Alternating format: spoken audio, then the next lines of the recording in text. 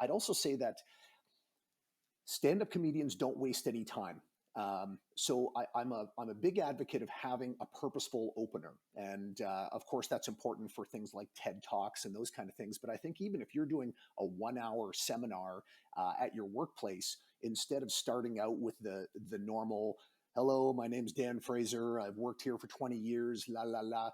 You don't see stand-up comedians doing it. They get right to something that's going to grab people's attention. And it doesn't need to be funny if you're a trainer, but I like that part of it where you're constantly editing what you're doing and you are writing new material, you're trying it out on a live audience, you're getting immediate feedback. And if you get no feedback, that's also feedback.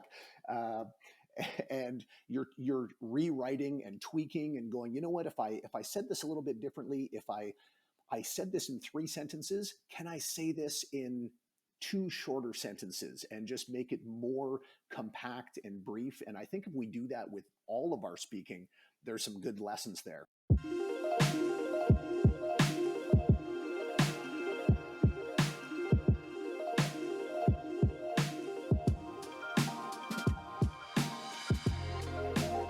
Hey everyone, and welcome to yet another episode of the World of Presentations podcast, brought to you by us at Presentation Agency 356 Labs. My name is Boris, your typical host of this show, obviously.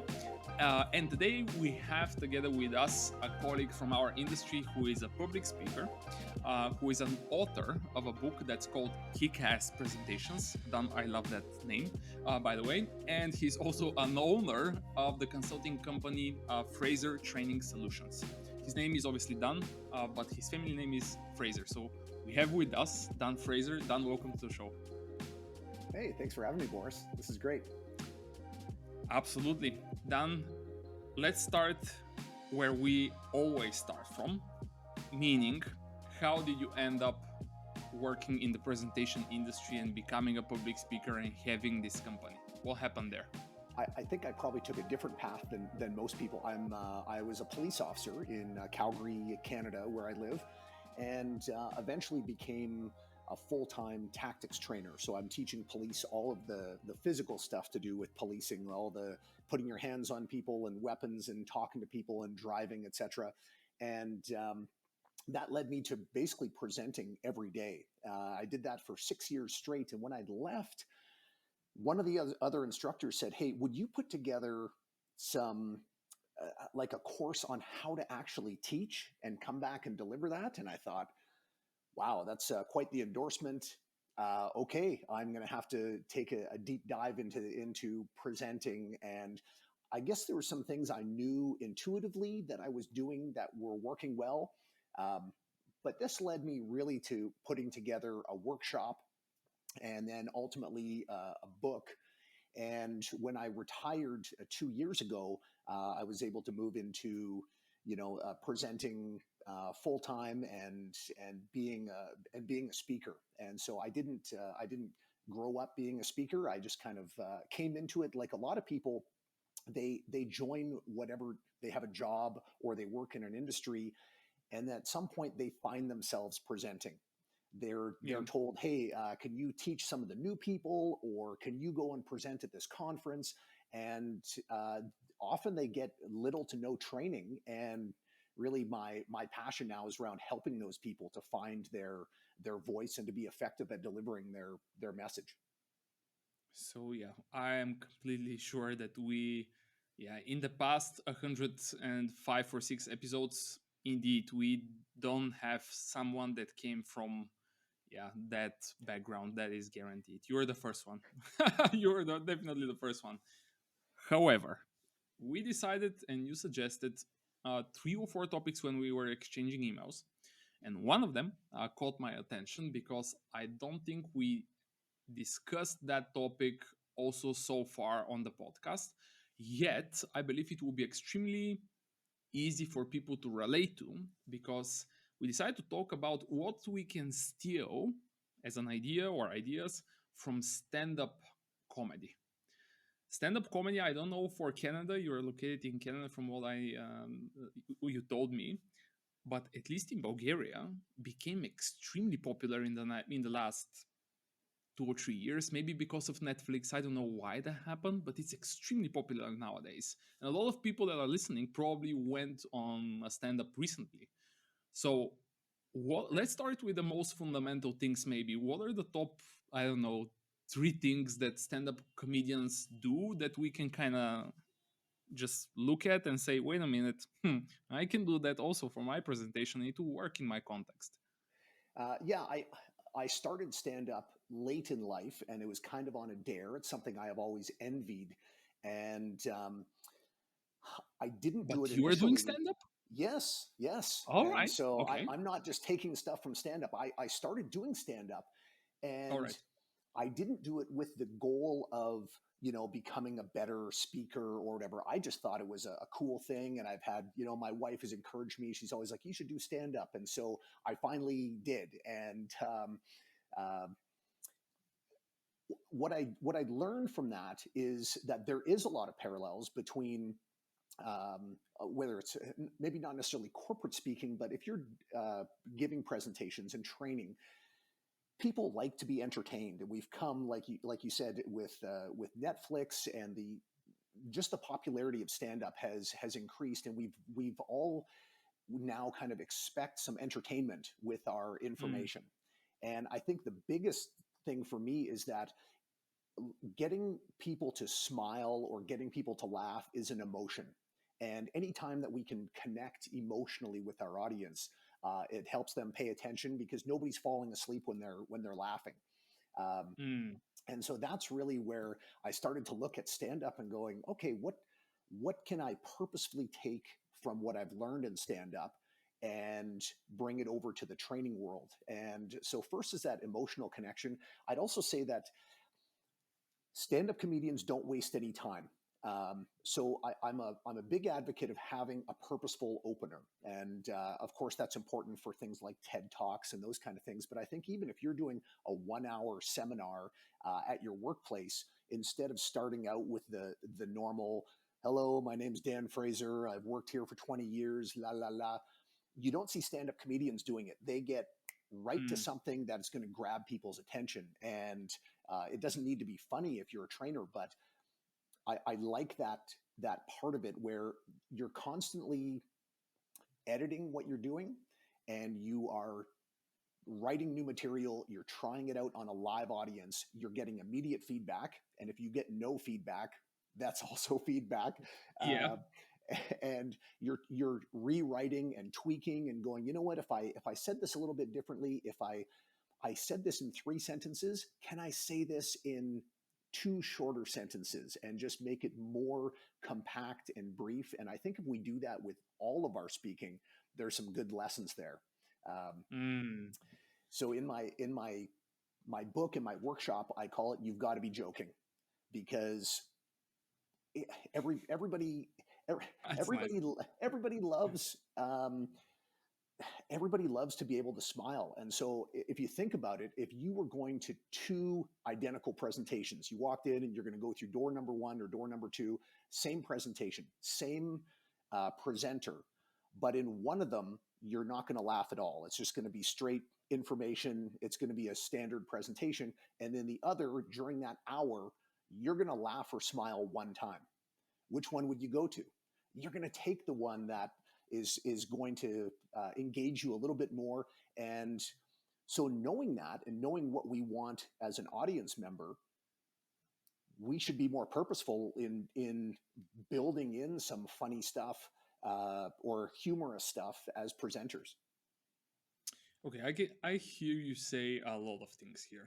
To be very honest, like while I was listening to you, I took at least, I would say, 3 things that people can immediately apply in their presentations. The first one was a very strong opener, right? Not just the typical one that everyone immediately gets bored to, or at least associates with. Okay, here we go again, the same type of presentation, the same approach. I'm already bored. Right? Hey, my name is Boris, and today, click, the agenda slide appears. We are going to Yes. discuss X, Y, and Z. Yeah.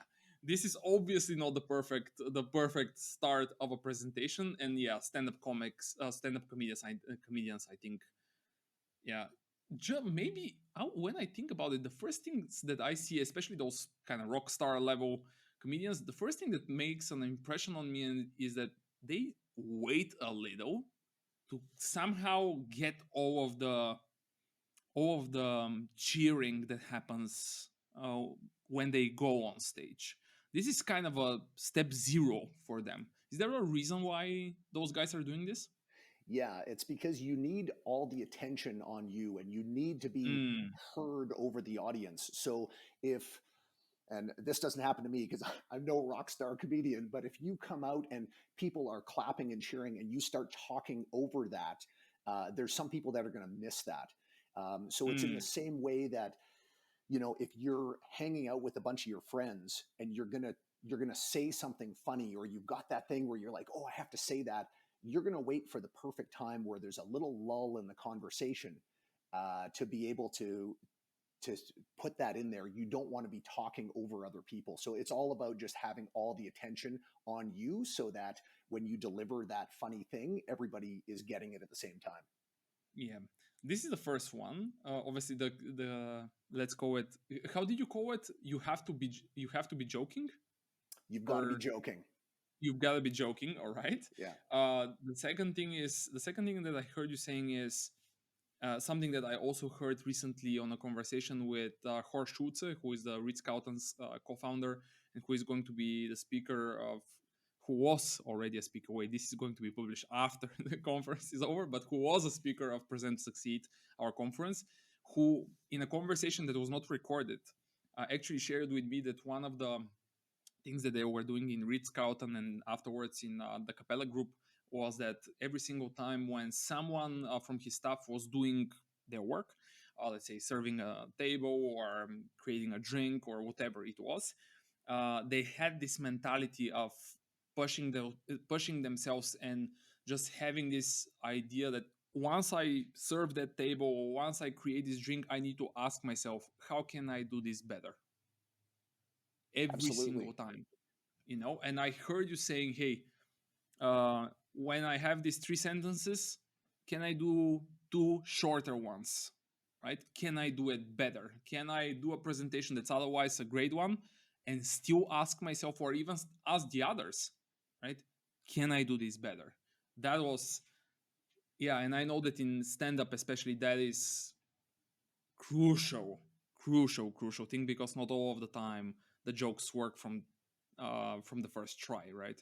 Right, and with comedy, what comedians are looking for is something called LPM, or laughs per minute. So you can time, Mm, if you record a 5 minute comedy set, you can find out how many times people are laughing in there, wow. and Okay. and and condense that down by going, okay, this was maybe a 30-second pause. How can I make that 20 seconds or 10 seconds and still be able to be funny or set up the next joke? And so presenters shouldn't have to really concern themselves with that, but it is a measure. If you want to tighten things up, uh, edit down what you're saying, and can I say this in a more condensed manner and get to something that is going to be entertaining or emotional or funny quicker. Yeah. And the third thing, by the way, here is very quickly, I really like that one, that comparison that you mentioned. Like, if you have to choose between this presentation and that one that kind of makes you laugh or entertains you even a bit, even though it may be on a serious subject, which one would you go to? Well, if both of them are the same and the speaker is the same and the topic is the same, but the other one even entertained me, yeah, I mean, I would always go to that Yes, one. of course. Yeah, And that means that, wait a minute, maybe we definitely have to be thinking about, okay, we're talking about serious subjects, but how do we drive emotion? How do we incorporate humor uh, here and there, so that it's not like just data, numbers, charts, tables, yeah, product reviews and absolutely. specifications and everything else. Yeah. That Yeah, makes so sense. it's Some about being people, yeah, purposeful about adding some stuff in there because people will say, yeah, "Well, hey, I'm not funny." So that's good for Boris because he's just naturally funny. Well, we can do some purposeful things to build in some humor into our presentations, and it's not about getting people laughing to where they're falling out of their chair and they think it's of hilarious. course. It's just getting some emotion, some smiling. So everybody's got some degree of humor in them, whether maybe it's corny, we call them dad joke kind of puns, um, and if that's you know what you do well, then leverage that in your speaking and just look for opportunities to put stuff in there. I think one of the easiest for presenters because um, most are using PowerPoint or Keynote or some type of thing where they're putting, like you said, charts and those kind of things. That gives you a huge opportunity to put some funny stuff up there where even if it's a corny sort of a pun or a play on words, to have some of those built in, and it's really not that hard. So if you're talking about um, I don't know, you're presenting in the oil and gas industry and you're speaking Yeah. about a specific topic, you can just search for funny images that relate to that topic and look to put them into your presentation. So, my advice on that is to go a little bit off of the obvious because if you were to put in, um, let's say you're talking about spotting the danger signs in whatever you're speaking about. Well, if you look for a Google image search, for example, of danger signs, you're going to have literal danger signs. Yep. So that's not funny. It's maybe better than nothing. So we can go another step further and go, okay, well, what about a funny danger sign? Well, some people have created, I've got one in the book where it's it's talking about a steep hill and it shows somebody on a wheelchair rolling down into the waiting mouth of an alligator. So it's funnier, but if we go even dig a little bit deeper and go, well, what other topics are related to danger? Maybe it's doing dangerous things or spotting the signs or um, um, anything that's just a little bit off of that, and that will get us off the obvious stuff. And so now you find pictures of people doing potentially stupid or dangerous stuff, like a picture of an aircrew member, sleeping in the giant jet engine of an airplane. And it's funny immediately. There's no words. Nobody has to read a sentence. And the way to get the most out of that and to use that funny picture as your punchline is to say what you're going to say to set up that sort of joke and to go something like if you're showing a picture of somebody sleeping in a jet engine, you can imagine what would happen if somebody turned that on. And so before you get to that slide, it's saying, yeah, and not everybody's good at spotting the danger. And then you use your presentation remote to advance the slide. And that slide is now the punchline. And because Mm. there's no reading involved, everybody gets it immediately.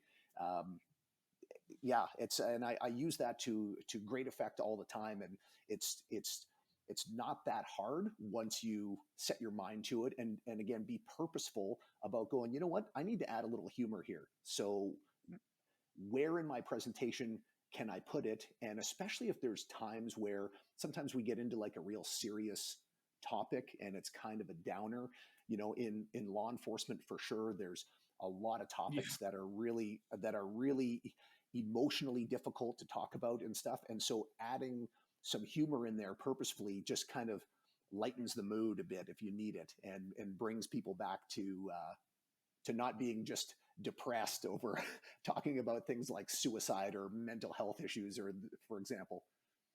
Yeah. And you mentioned obviously just trying to incorporate humor into a presentation, but I would say that comedians also are they are extremely good at using pauses, because you mentioned that when you show that slide with someone that's very close to the jet engine or whatever, you're not saying anything, right? Because you That's set right. up the joke and then you click and that thing shows up and you just go silent. and you make the audience more or less drive the conclusion for themselves and by themselves. What is the role of pausing, right? Because I think that quite a lot of people on this podcast may have heard that pauses and using pauses intentionally is big deal. Tell us a little bit more about that one. I think it relates to a couple things. So one, you're absolutely right. If we're using a picture as a punchline, we don't want to be maybe talking over that. We can pause and we can let the picture show the message for Talking, yeah. us. And certainly, when people talk about comedy, timing is a big thing. And so a lot of, if we're going to tell a joke, for example, you hear a funny joke, and it's appropriate that you can use it in a workplace setting. It's not going to offend people or those kind of things. And you go, okay, I'm going to use this in a presentation. I know some speaking coaches that will tell you don't tell jokes because they've seen it done so poorly so many times. Yeah. Whereas I say, yeah, if you find something that's really funny, and it relates to your topic, right? You can link it back to your message. It's not just a joke for the sake of being funny, and you can tell it well, then go for it. The key, though, is, again, with that timing and knowing where to pause, is being intentional about practicing that. So tell it at the office and tell it to friends and get used to the timing of that joke and what works best, so that when you get to that presentation, it's not the first time that you're telling it, and you can be nice and smooth and confident in your delivery. Yeah, by the way, you are also mentioning something that I think a lot of people will find. I don't know how many of our listeners or people who are consuming this on YouTube, let's say, have thought about that, but I think I saw a documentary on, I don't know who was that, but they were explaining the process of getting into the big show when it's like thousands of people that are in the audience, etc., and how much preparation there is for them to get to this level. Like every single comedian first goes to local clubs, to then to a little bit bigger venue like a theater, then to another a little bit slightly bigger again. All of them doing it just for the sake of rehearsals, I would say, and just for the sake of seeking feedback. And I'm sure that even before they go into the smallest venue that they choose to go to, like a club maybe is the smallest, I don't know, they also rehearse before that. Yet in the business world, people constantly say, I'm not a good presenter, I'm this, I'm that, I'm whatever, but they never rehearse. Right. And I'm like, guys, come on, you are searching for, and I don't know, probably your trainees are also asking you, what is the trick so that I don't feel nervous? I'm like, I'm sorry I have to say this, but it's not for you to wear your favorite socks. It's that may help, but you need to kind of figure out the fundamentals first, right? Yeah, the So rehearsal bit yeah, absolutely is huge, and I think a lot of people just go, I got this. yep, I'll use my slides as a handrail, and I'll just kind of figure it out. And they haven't rehearsed. I was at a conference, and it was an international level conference, and the woman speaking had flown to Canada from the United States. And the first thing she says is, "This isn't my presentation. This is somebody else's in my company, and I'm not really that familiar with it." And she proceeds to just every slide that comes up was something new, and she spoke a little bit about it, but it wasn't smooth or confident at all. yeah, And she missed an opportunity to have a really impactful presentation, but also the credibility of her and her organization just, you know, yeah, take the time to rehearse. And that's one thing, certainly in comedy, is there's a ton of rehearsal time. And you're right, that's what you don't see. By the time somebody gets to Netflix or that kind of thing, they've probably got 20 years of doing it behind them, and they have rehearsed that 1 hour hundreds of times. They've performed it hundreds of times. And so of course it looks easy. And yeah. just like anything, you see a professional do it, whether it's a presenter or whether it's an Olympic athlete, and they make it look easy. And that's because of the preparation and the rehearsal. Yeah, the two components here have to hit everyone that's listening to this one. 20 years of experience, let's say the numbers of years of experience of that specific person in a job, in an industry, or whatever it may be, and yet hundreds of rehearsals. So these two components play together to later on give us the impression that it looks easy, like it just he or she just makes it look easy. Yep. And there is a reason for that. And now you know some of the or part of the reason why that's the case. Rehearsals, the experience in general, plus the fact that you also mentioned not only did they rehearse, but they also practiced it in front of other audiences, and then it's Netflix, let's say. And then you That's right. definitely see like such a smooth experience, like how can they do it? Well, they have done it already hundreds of times for 20 years. Right. What do you expect? I That's mean, right. what do you expect? Wow. All right. All right. Then, question here on my end. It's already 25 minutes in. This was super fast. We're trying to shorten our podcast from 1 hour to 20 to 30 minutes. So let's try to do All it right. again today. We are experimenting a little to see how people will react to this. To this, yeah. So, question here is there someone that you think we have to have on our podcast, be that a presenter or someone from the business field that sometime in the past or recently made a huge impression on you with their presentation skills? Yeah, absolutely. I would say sort of a personal mentor to me is a guy named Brian Willis.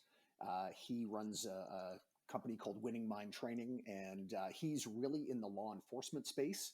But it's really too bad that he's not in the larger audience because he's so good, and I've just learned so much Nice. presentation wise from him. So Brian Willis is would be at the top of my list. The person. All right. I wrote that down immediately. I don't know him, which makes it extremely interesting. So we'll try to get to you, Brian. Get ready. All right. So one last here, which is a two-part question.